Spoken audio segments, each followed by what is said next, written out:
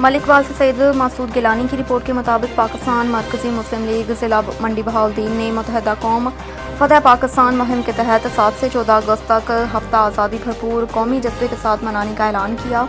मोहल्ला इस्लाम नगर फालिया रोड मंडी बहाउद्दीन में मुनक़िदा प्रेस कॉन्फ्रेंस से खिताब करते हुए सदर इस्लामाबाद गुजरात जोन एहसानुल्लाह मंसूर ने बताया कि मुख्तलिफ अजला में रैलियाँ और तकरीबात मुनक़िद होंगी, जिनमें Muslim women league, students league, kids league, वकला, सनत व तजारत विंग फ़ाल किरदार अदा करेंगे। जनरल सेक्रेटरी हाफिज़ मोहम्मद नईम के मुताबिक उन तकरीबात का मकसद नज़रिया पाकिस्तान की बका और कौमी यकजहती का फ़रोग़ है।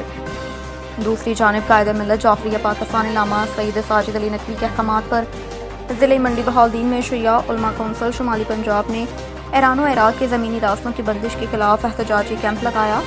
एहतजाज में सूबाई सदर इलामा इश्तियाक हुसैन कासमी, ज़िले सदर सैयद काज़िम रज़ा नकवी और दीगर अहदेदारान ने शिरकत की। हुकूमत से ज़ायरीन के लिए ज़मीनी रास्ते फौरी बहाल करने का मुतालबा किया।